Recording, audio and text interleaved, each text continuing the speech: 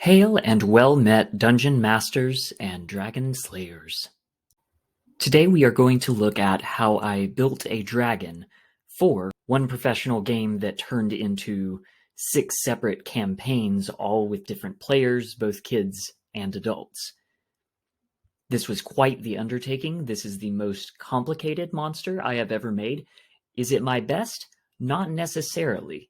I know a lot of you saw my Steal My Best Villain video, and a few of y'all said, ooh, I am actually going to steal this guy, and a couple of other people said, I don't know if I like everything, but I got a few tips here, and either one is a perfect response.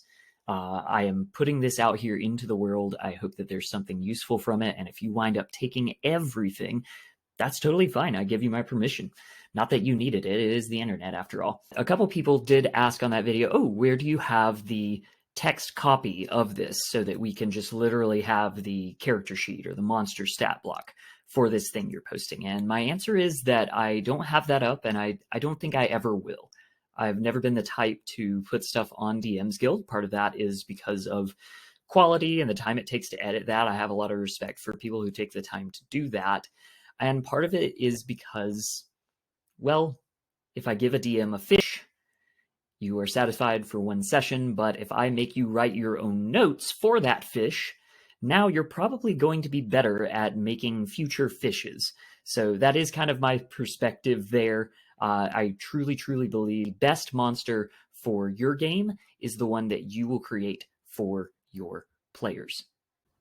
I should go ahead and note that this is a 5e monster. We are going to be talking about those rules. And by the way, adapting these monsters and making your own is something that the designers of 5th edition want you to do. See, it's right here in the monster manual, page 6. Anyway, depending on when you're watching this video, it may not be in vogue to keep running 5e. You may be looking at different systems. I debated that when making this video, but at the end of the day, I think I made a very good 5th edition monster, but one that did really push the boundaries of what 5e can handle. I hope that this is going to be most helpful to the 5e dungeon masters out there. If you are looking for something more system agnostic, there might be a few things here and there to pick from where my wibbly wobbly concepts are turned into stats in the game I'm running, but this may honestly not be the best thing. I am going to be making a 5e monster. Speaking of 5e, there is a book about how to make your dragon, essentially. It includes lots of neat dragon lore. It includes a ton of monster stat blocks for dragons, as well as lairs, loot, all kinds of stuff. I do recommend Fitzban's Treasury of Dragons if you are most interested in the dragon aspect of Dungeons and Dragons. However, like I said, depending on the time when you're watching this, it may not be in fashion or the wisest choice for you to continue investing in D&D. Let's start with my goals for making this villain. I knew that I was running a professional game and I had to define success that way. For more information on that, check out my Crafting Meaningful Worlds video. But I know that this world that I've made, this opening story where we start with Drigo, it needs a villain. I want a classic BBEG, and what better way to do that in Dungeons & Dragons than by making a big, scary dragon. Now, when you're making a goal like this, I encourage you to pick your words carefully, because those words are going to trigger your brain to think in a certain pattern. I went with iconic here because I wanted something that felt classic. I wanted something that was very evocative, something that when you think back to this campaign, when you think back to this adventure, you think of the shadow that the villain has cast over the entire campaign. So I want an iconic, classic BBEG dragon for this professional game. Goal number 2. I like how dragons presented in the 5th edition monster manual aren't just dragons. They have a lair, they have regional effects, they give some recommendations about what kinds of other creatures might be following them. So I want that full package. I want a lair, I want a region, and I want to have some minions too. And finally, possibly my most important goal, or at least the one that was hot on my mind is I want to create an epic boss fight. Sometimes you run through the whole campaign and you finally get to the fight and there's an easy trick to do, although that can be fun too. Or, your actual combat encounter with the villain falls flat. This is a story I've heard many, many times, and I'm sure y'all have or have experienced it yourselves. I don't want that. I want an entire 3-hour set piece fight built around having to defeat this monster. I want it to be a deadly encounter because I want my players to feel good that they have triumphed over this iconic villain after they have gone through everything, her full realm, in order to defeat her. That is what I want. I want that great feeling for my players to think we defeated something here, we accomplished something, and my gosh, was it cool.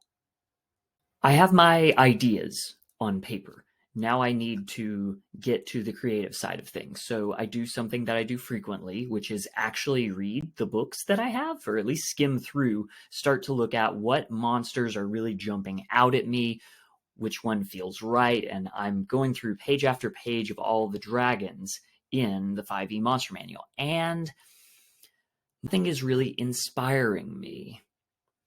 And that is when my wonderful artist friend, who is also my girlfriend, and I love her very much, said, here, why don't you look through my journal, tell me if there's anything in there that looks really cool. And I came upon this picture.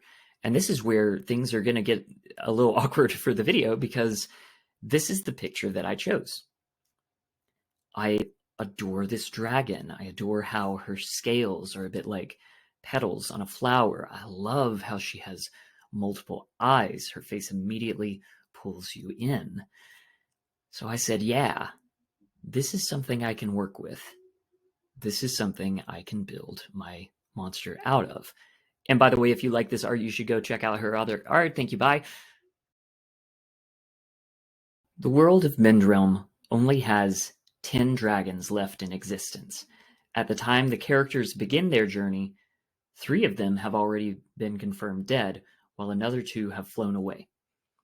One of the dragons that was slain was a terrible enemy upon the world that had to be slain by someone who later became a god. But anyway, Navinova, the dragon who bore powers of life and death magic, was slain something like 100 years ago. Now, a new silver dragon is coming into the fold. It exists as a rumor right now, but people have seen silver kobolds out and about. The kobolds are important because, in my world anyway, things like kobolds and dragonborn can only come from the scales of another true dragon. The fact that these kobolds are out and about means that they are obeying the commands of a new silver dragon. And so, Drigo, the Hunter Prince, invites a bunch of master monster slayers to go out and kill the new silver dragon of life and death before she can grow into the world-ending monstrosity that was Navinova. This is Navirmox. Now, our characters survive through the feast where Drigo, actually working for the dragon Navirmox, betrays all of the master slayers. Our party will, of course, exact vengeance against Drigo, and now they have to go forward and do something about Navirmox. Navirmox has these silver kobolds out and about. They're a little spiced up from the typical kobold. I gave them a little chill touch. Occasionally one of them would use a guiding bolt, and sometimes they might even cast a healing word while invoking the name of Navirmox. This is to establish that the dragons of this world are like gods, not far off from Bahamut and Tiamat. Who knows how much stronger this dragon could be, but right now, it's just some cantrips and first-level spells. The party also begins to find undead, because, of course, we have an enemy with powers over life and death. It's to be expected that they can find a blend in the two and create undead. They have to fight the wights. which are a pretty formidable CR3 monster for a level going from level 1 on up through level 5 or so by the time they meet Navirmox. When they come upon some of these undead in her lair, they appear in a form of stasis, which, well, rather than put a pin in that, let's take a little method. Remember this magma method here? We're going to get back to him. Remember that sometimes they come across undead that are in stasis as servants to the Dragon of Life and Death, Navirmox, until they are called upon. As our party is encountering these minions of Navirmox, they go through a cute little gnome city. By the way, the little gnome city of Bricklewick happens to be doing very, very well despite close proximity to the dragon. They are only protected by a lone gnome champion named Terabee, who, if the party gets in her good graces, will sheepishly reveal that on a hunting expedition, she encountered the dragon, received help in killing a clan of bugbears that were threatening the village, and in exchange for this gift of death that the dragon gave to her, had to hand over a few pieces of her own life force. Let's put another method pin in that, shall we? They find a map leading to the Hills of Life and Death, a region with a whole lot of different effects going on, affecting our party's ability to rest and heal, and also the types of damage that certain enemies take. We don't really have time to get into that. That's not my focus. And also, I kept paper notes on the regional effects. So there's a reminder. Go ahead and type up your notes and keep it in some form somewhere so that you can easily replicate it for a YouTube video. Moving along, they have to have a fight in the camp as they're going across the hills. They finally make it to the approach where it's found out that the dragon is now starting to command Yuan Ti, and I just really like Yuan Ti. I think they're a very versatile enemy type, and you can play around with them more. They're fun. I like it to snick. They go through the approach to get up to her lair, which we are calling the Nave. Before you actually get to her true lair, you pass through the Eyrie, which is her elite forces and spellcasters. By the time you get through them, and probably take a short rest, you'll need it, you are going to come across a puzzle. The puzzle actually took different forms depending on what the party was. And I'll be honest, I am not the best at making puzzles or even copying puzzles from a book or online resource. They are not my forte. I was pleased enough with how this puzzle went, but what's important is not how the puzzle was solved, but the fact that Navirmox wants you to solve the puzzle, because it is going to help her unlock future power. And for that, let's go ahead and remember this Steam method right here. Okay? Very good. So we have fought through all these layers of the dragon's, lair, and it's time for a boss fight. As you can see, this is going to be a big old monster of a monster stat block. Don't worry about pausing your screen here. We're going to take this apart piece by piece. I will remind you, this is pushing the system to its limits. This is probably the most complicated monster I will ever make, and I'm not going to be surprised if somebody says, well, this is all just too much. For my purposes, it worked extremely well. It might not work for yours. Let's go. Even though I'm making my own monster here, we're not going to start from scratch. I want to use a dragon as a template. I know that the party is going to be anywhere from level 4 to level 6. So for the time being, I'm going to look up a CR6 dragon. I come up with a young brass dragon. This is a large creature. We're liking the stats pretty decent enough. I see that the damage immunity is fire, and that's also our dragon breath. We're obviously going to be changing those for our dragon of life and death. We're going to play around with a little bit of radiant and necrotic. But which one do I want? I actually want to get a little more interesting, kind of like a video game boss with multiple stages, multiple forms. Now we see an example of that in Theros with mythic monsters, I don't quite want to go that route. I don't want it to be something where you beat the monster, but then, aha, it's its final form. I want it to be a rotating mode as you're fighting Navirmox. And this is something that we have a precedent for in 5th edition. In, I believe it was Mordenkainen's, we have the Zaratan. Now, the Zaratan has some very cool legendary actions where it can retract into its shell, go into a defensive mode, and then pop out whenever it's time to fight. So I'm going to take some inspiration from there, and we're going to work that in. Now, you'll notice I'm not totally trying to reinvent the wheel here. This is a hang-up for a whole lot of new DMs, myself included, when I was really trying to make my own monsters. Look at some stuff that exists in the game.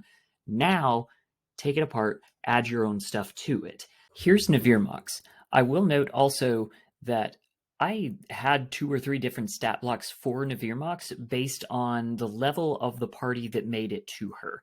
This is for the party that progressed the furthest by the time they hit Navirmox, so this is her toughest iteration. I've increased her AC to 18. We've increased the hit die.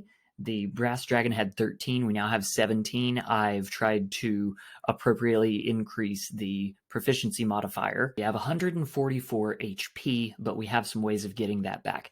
Strength 18, Dex 10, Con 16, Intelligence 12, Wisdom 13, Charisma 15.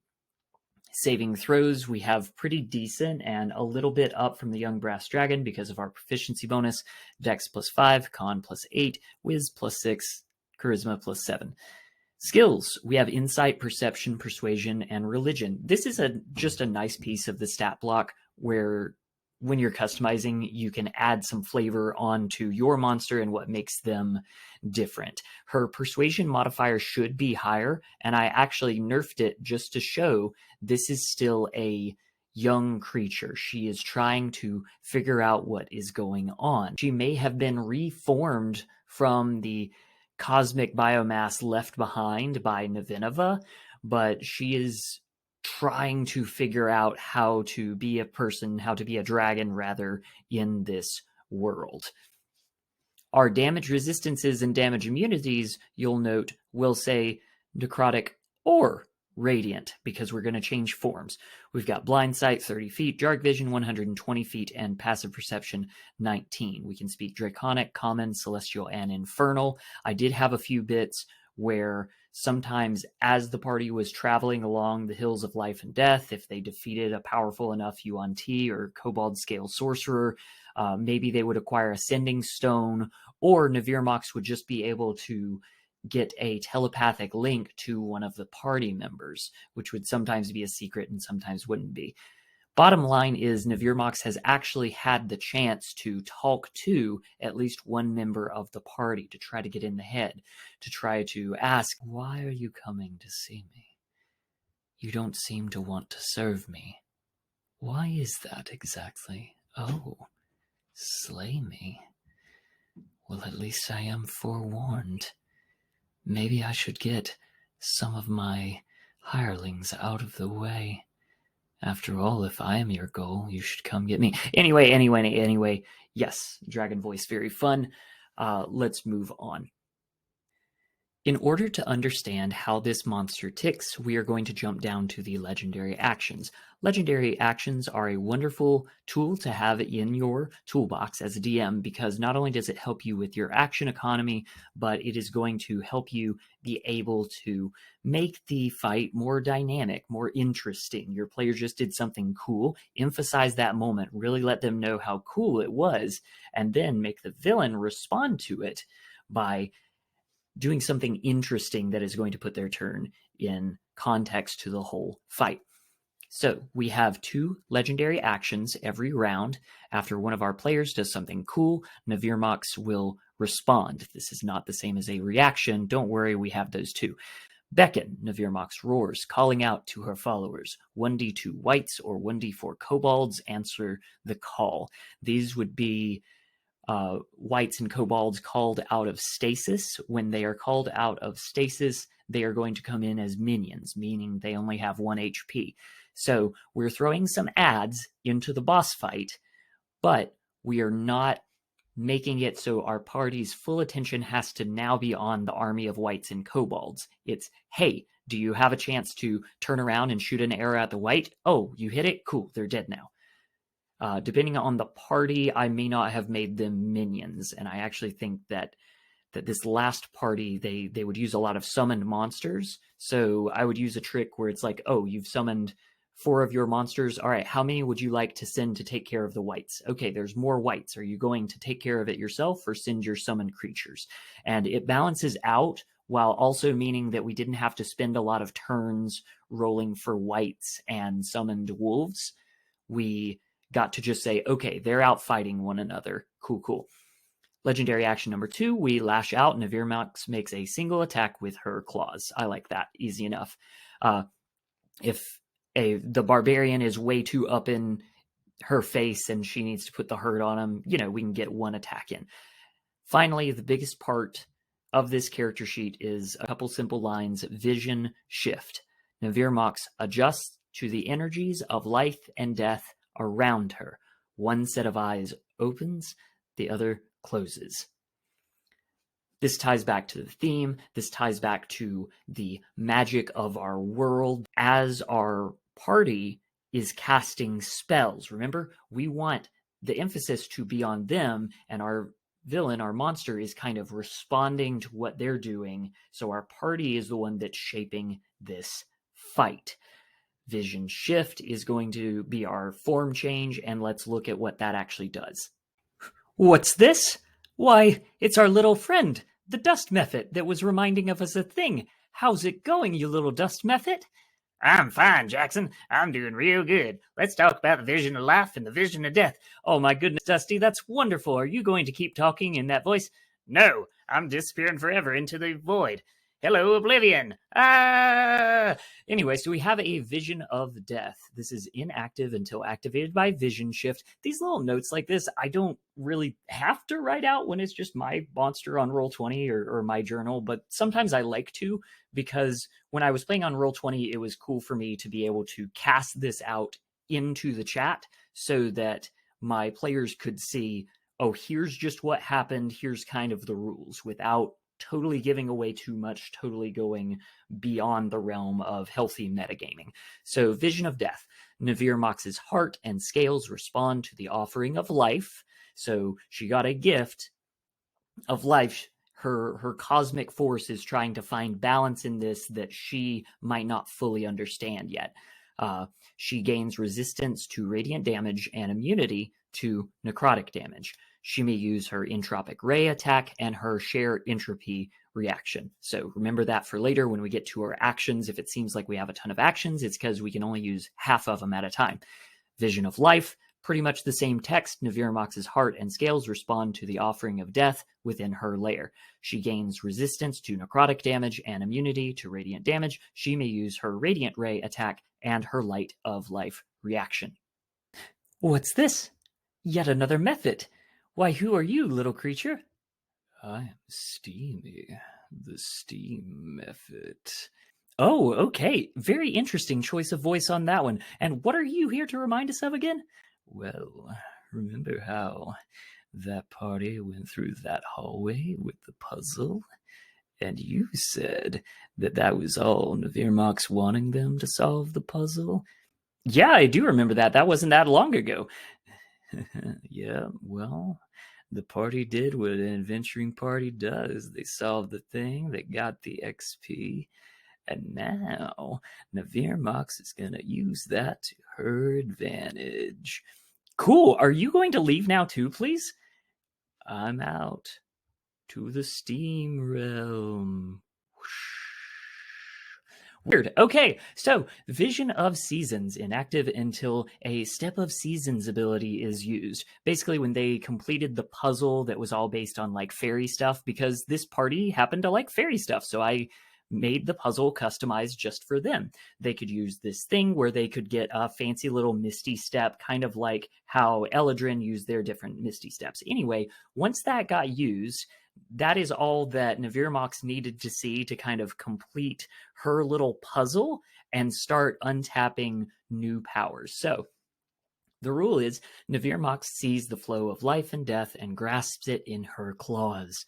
Navirmox loses resistance and immunity to necrotic and radiant damage and loses her reactions and legendary actions. She may use her repetition ray attack at the end of each other creature's turn who is within 300 feet and can see Navirmox. That creature makes a DC 16 Charisma or Intelligence check using an ability of her choice. On a failed check, Navirmox immediately takes an extra turn. Now, that's something you have to be very careful with, but let me tell you, whenever I popped this into the chat, my players got scared. But it was good because I popped this into chat. They started thinking of ways around it. Okay. She gets an extra turn, but she doesn't have her reactions or her legendary actions anymore. She's got a new ray, but she also doesn't have resistance or immunity to necrotic and radiant. We can do this. We can do this, everybody. She's jumping around through time. She's figured out the flow of seasons from our fairy stuff, and maybe that's our fault, but not really because the DM set us up for it.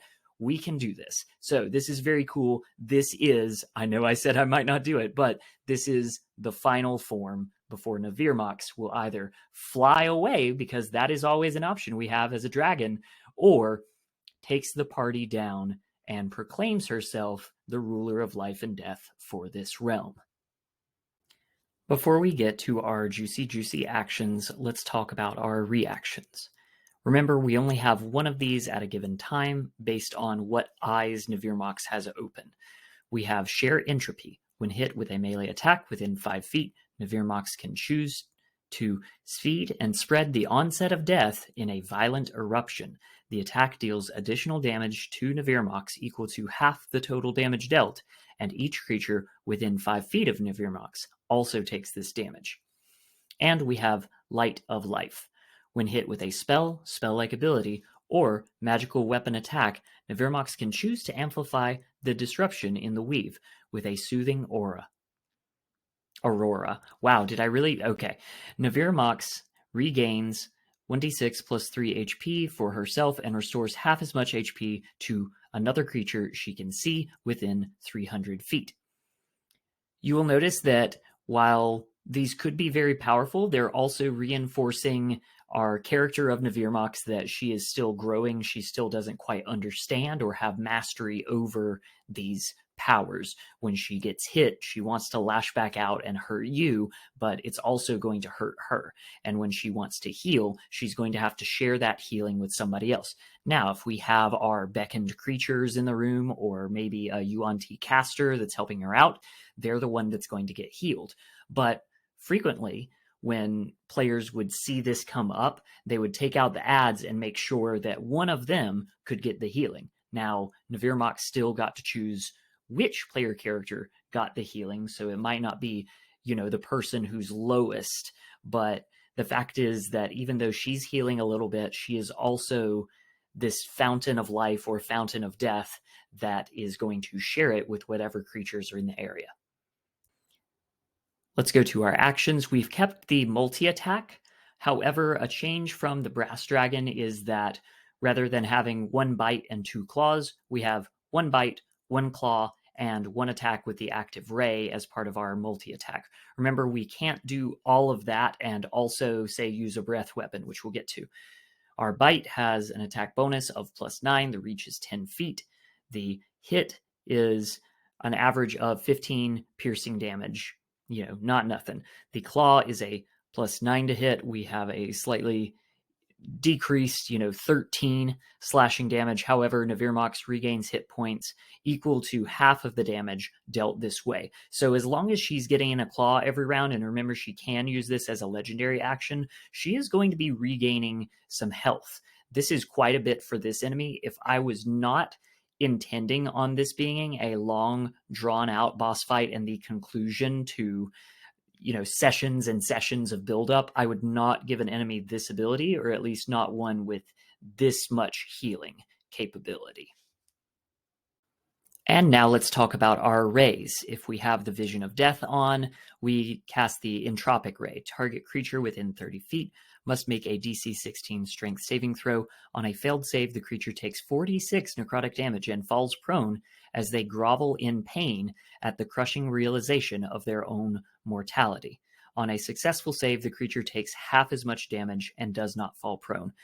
I really like writing out abilities like this because it reminds me in the moment to have a little role play with the character, and we can actually, take a break from HP and numbers to say what is this like for your barbarian, as suddenly they realize that they can die, and that gives the player the moment to say that and role play, and then say some kind of cool action hero one liner back to the dragon. And I'm like, nice. So that's always a good thing. Radiant Ray. Target creature within 30 feet must make a DC 16 Wisdom saving throw. On a failed save, the creature takes 3d6 radiant damage and becomes blinded until the end of their next turn, as a moment of pure joy fills their vision. And again, we can ask the player, what is that vision of pure joy? And by the way, if that's really putting somebody on the spot and they're like, give me a second on that, that's fine. Give them a round, do the damage. On a successful save, the creature does not become blinded and regains 2d6 hit points. Maybe their vision of joy from the dragon is actually helpful. This is reinforced by the way that Navirmox has been giving, like the Silver Kobolds, the ability to cast Healing Word. We know that she can give other people gifts of life. If the creature regains more hit points than were lost, Navirmox also regains these hit points. Everything has a little drawback. Everything comes back to Navirmox. And finally, we have the Dragon Helix Ray. This was a replacement for the Repetition Ray. Dragon Helix Ray says target creature within 30 feet must make a DC 16 Intelligence saving throw. I like spreading out saving throws in a fight rather than having everything be on Dexterity or Wisdom, for example. So we have an Intelligence saving throw as the circle of life spirals around them. On a failed save, Navirmox focuses the spiral in a destructive burst of 46 force damage. On a successful save, the creature understands the flow of energy and deals Navirmox psychic damage equal to 1d6 plus their intelligence modifier. This was really cool. I really liked when players were able to tell me something that they learned along the journey that would give them advantage on this saving throw, and then they got to turn and twist the dragon's attack against her. This was very, very nice. And now we have our iconic dragon breaths. Necrotic Breath, recharge on 5 to 6. One little thing I like to do in my games with recharge abilities like this is I won't roll the die. I will ask another player to roll the die and then let the team know, like, the dragon, her breath bellows within her throat. Watch out. That puts, more suspense in the hands of the party rather than me rolling behind my DM screen. Navirmox exhales black light surrounded by ghostly steam in an 80-foot line that is 5 feet wide. Each creature in that line must make a DC 16 Dexterity saving throw, taking 12d6 necrotic damage on a failed save, or half as much on a successful one. I'm pretty sure I went and looked at a different dragon in order to make sure I got the damage number right on this one, because 12d6 sounds brutal, but it's actually in line with what our brass dragon would have been dishing out in a cone. Our stasis breath is our other option. Again, I kind of like that the brass dragon had a different option of a sleep breath. So we're going to do something different here. And you see how we've taken some story elements from before and we're bringing it back around with the stasis to say, here's how she does it. Navirmox exhales white gas with glittering motes of light in a 30-foot cone. Each creature in the area must make a DC 14 Constitution saving throw. On a result of 19 or higher, the target faces no effect. On a result of 14 to 18, the creature struggles to grasp their own life force and becomes slowed. See condition. I was using slowed before Wizards decided to codify that. I don't think that's a genius move on my part. I think lots of DMs thought that was cool. On a result of 13 or lower, the target loses control over their body's life force, ... Okay, and what's this? It's our third little mimetic device. You look like a magma mephit. What ungodly voice do you have? Hello, Jackson. How are you? Oh my god, you're intense. Can you show us the thing and then get out of here, please? Okay, boy. Right, so the whole journey here across the hills of life and death, they were able to find these wights that were held in stasis until the dragon's roar beckoned them. And now, if our characters have failed their save bad enough, not just failed it, they are going to start succumbing to the same stasis. What is that going to look like? By the way, this is not just the rules text. This is the card that I would hand over to a player when this happened, or more accurately, the handout that I would reveal to them over Roll20. So Stasis of the Stillguard says, you have lost control over the life force in your body. Your body becomes paralyzed, frozen, standing in the exact position you were in when Navirmox's breath hit you. Your body automatically fails strength and dexterity saving throws, and attacks against you have disadvantage. However, your body gains immunity to radiant and necrotic damage, and resistance to all other damage. Your spirit lingers.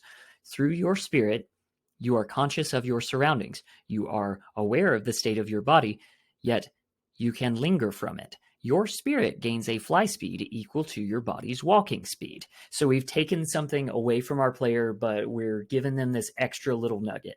Your spirit is invisible and makes no noise save for a psychic whisper only perceptible to a creature within 5 feet of your spirit. By using this whisper, you can speak to another creature or use the help action, guiding them with your words. You can even cast spells using verbal components and ignoring somatic components as long as your body holds the necessary material components. Spells with a range of self instead have a range of touch. So you have just become a little ghost helper of your own party. And every time this happened, and it didn't happen very much, I think it only happened to 2 people really, the player did a wonderful job of playing it off and like being quiet until it's time to whisper to another player. It was really, really fun. I like fun things in my D&D game. Did you know? Your spirit can return to your body and align to break the stasis. If your help action yields a successful result or your spell kills a creature, your spirit may move back to your body, instantly ending stasis on contact. Alternatively, another creature can willingly give you 1 year of their life by touching you and spending a bonus action, just like Terabee was able to do for Navirmox. Doing so instantly sends stasis on you and leaves a permanent mark on your body reminiscent of the giver. So this is very nice, but this kind of ability, just throwing this out at your players, does not work if it wasn't for all the nice little seed planting that we did before this payoff. And again, this only happened to me twice. Lots of things have to line up in order for this thing to happen, and that's okay. I want every game to be a little different. So sometimes I will spend a while writing out something like this, knowing that it might not happen. That's all right. When it does happen, it's a payoff for the player. Okay, so we've made a happy little ghost game, right? Well, yes, but you can still lose the game. Let's talk about Undying Dragon Guard. If your body is slain while under the effects of stasis, the final energy of your life and death intertwine into a single thread in the weave, and Navirmox bears the needle. The previous effects of stasis end. You become undead. You return to your maximum HP. You are compelled to slay the enemies of Navirmox within her lair without regard for your own life. You must use the attack action or a damaging spell on your turn if able. If an enemy is not within range of your attack, you must use your movement to approach the nearest enemy until you are in range, using your dash action if necessary. At the end of your turn, you may attempt to break free of this compulsion. Doing so will inevitably cause Navirmox to sever your thread on her next turn with unknown consequences for your soul. If you are aware of the risks, you may attempt a DC 20 saving throw using your choice of intelligence, wisdom, or charisma. So this is very intense, very brutal, a turn on the party. This never happened. Everything had to go wrong for someone in order for this to happen, and I had Navirmox saying, "Oh, your poor friend." not so poor after all now that they are in my service. I wonder if they would fight for me. And the player is hearing this and they're like, no, no, no, no, no, no, no, I don't want that. I'm going to complete my happy little ghost minigame, please. And the other players at the table are like, we don't know what's going on with you, but we hope we can help you. Maybe somebody go heal the body or something while we're fighting the dragon. Somebody turning to stasis instantly ramped up the drama of the encounter. And even if they were only in stasis for a turn or two, which was the case both times, those 2 turns became a lot more intense and really amped up the role play, not only in, our fun little voices and how you talk to each other and what decisions you're making, but how you're choosing how to play your next turn. Suddenly it's not just I swing my longsword at the dragon again, because we have this extra element. And really, we have a lot of elements going on in this fight. There's an environment I haven't even talked about. There's, our whites and kobolds coming in. Like I said, one party decided they would summon a bunch of creatures. So all of this is going on. It's a lot of plate spinning. But thanks to me taking my time with developing this monster, being able to run it a few times in advance of this, everything went fine. And in fact, I think it went really great. We just finished up the base of Navirmox. Yeah, that was all the base. This is extra. So I didn't want to bring up in round 1, like, oh, by the way, the dragon has a missing scale. I wanted people to ask that question. There were some hints, as they were running across the hills of life and death. Maybe there's a Yuan Ti caster who's wearing a silver dragon scale as a breastplate while using it as a divine focus. So then if the party comes in and somebody says, wait, the missing scale, where is it on her person? I would say, aha, it's right there. Good question. And I wouldn't even ask for a roll. Other times they could say, I want to roll a nature or an arcana check to look at the dragon and try to scope out a weak point. Okay, sure, we're doing this Bard the Bowman style. And I wanted that to be available. But I'm not just going to drop that information on them while they're trying to figure out all that other stuff about how the dragon works. So, missing scale.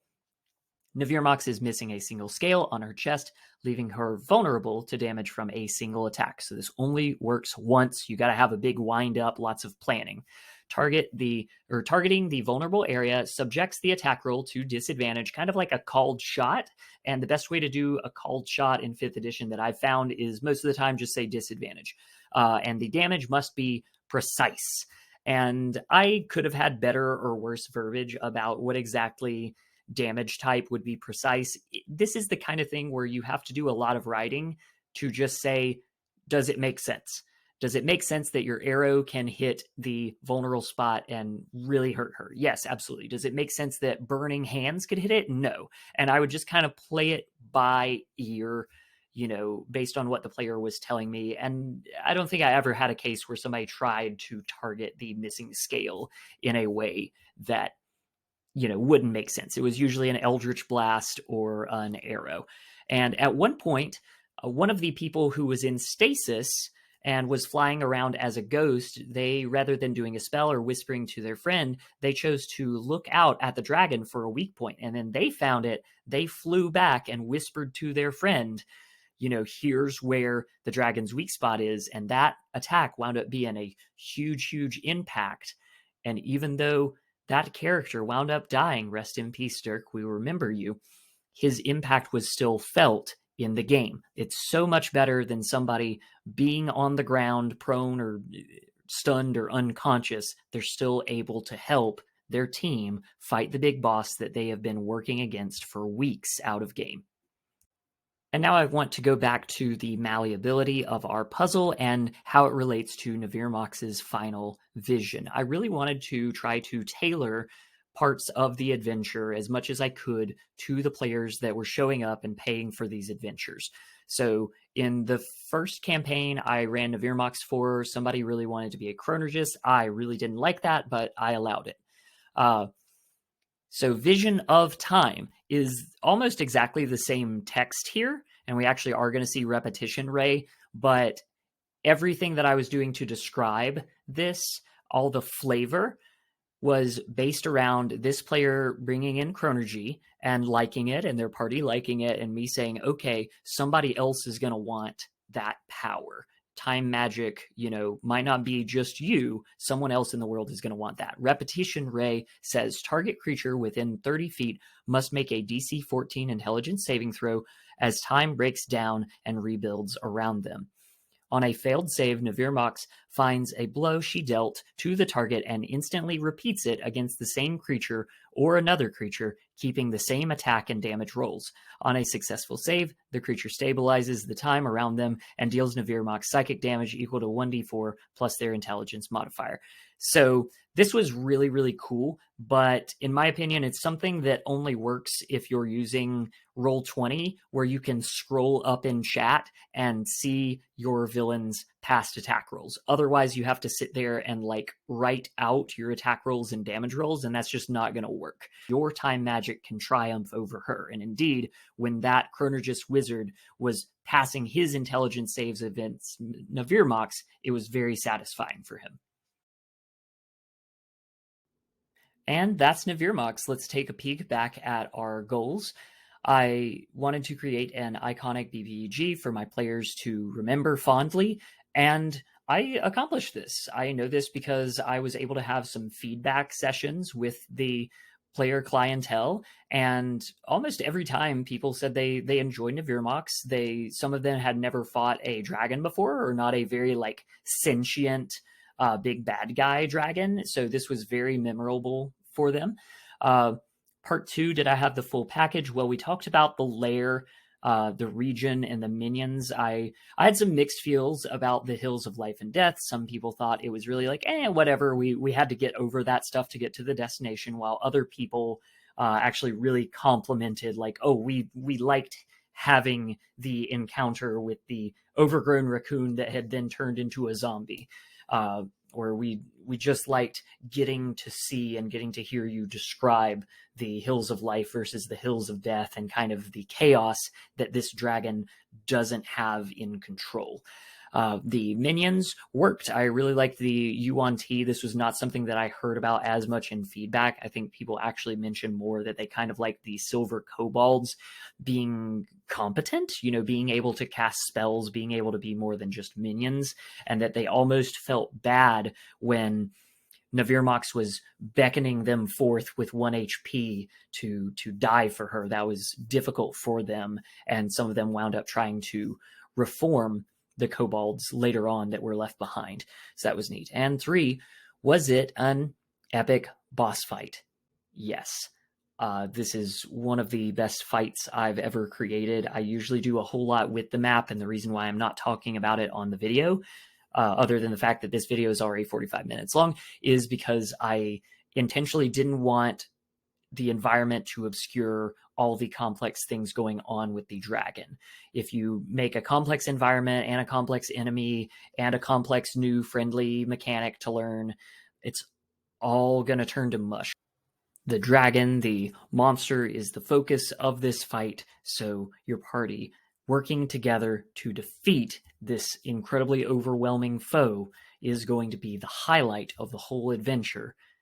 Now this is going to work out very, very well. And I gotta say, Navirmox did work out very well, and I'm excited to share her with you. I hope that even if you haven't listened to the whole video or don't want to take the whole character sheet, that's more than fine. Take apart bits and pieces, make your campaign better for your players. And that's all, folks. Please leave your questions, complaints, or your own ideas in the comments. I really look forward to reading them. Thank you so much. Have a Nat 20 day. Bye-bye.